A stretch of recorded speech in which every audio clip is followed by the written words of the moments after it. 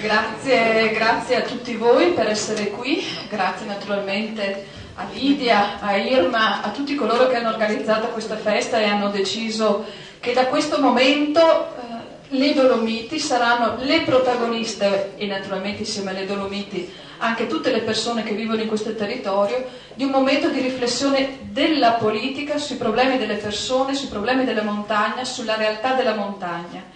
Il mio è un brevissimo saluto, però volevo raccontarvi questo episodio. Sapete, c'è uno strumento quasi infernale che si chiama Facebook o social network, dove ognuno aggiorna più o meno su che cosa accade della propria vita. Io ho scritto che venivo qua. Mi ha risposto una signora che si chiama Lidia, non è lei, è un'altra Lidia.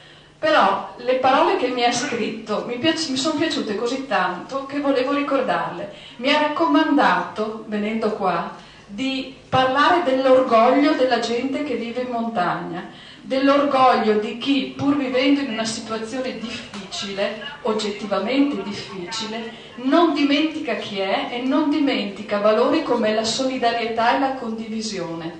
Lidia mi raccontava, è una signora un po' anziana, mi raccontava della sua storia di persona che ha vissuto anche l'emigrazione e che pure nonostante questo non ha dimenticato le sue radici e soprattutto non si riconosce e combatte contro un mondo che fa della divisione il suo talvolta Vangelo.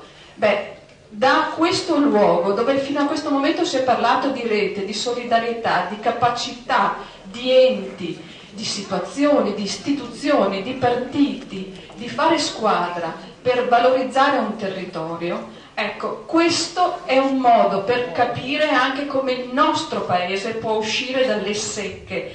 Non voglio usare un'espressione che è stata usata ieri, ma forse è quella più adeguata, dalla fogna in cui si trova, e per ritornare ad essere finalmente un paese moderno e degno delle persone che ci abitano, perché delle volte, guardate, le persone sono migliori di come sono dipinte.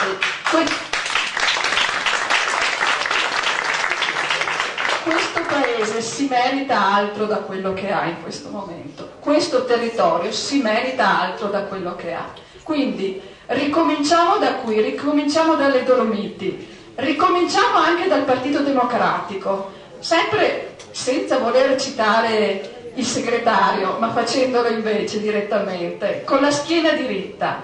Noi non abbiamo paura di quello che accadrà nelle prossime settimane o nei prossimi mesi. Se dovremo andare a votare, andremo a votare con la nostra proposta, con una proposta di reale cambiamento, che metta le persone e i loro problemi al primo posto e non per le necessità di sistemare i guai di qualcun altro.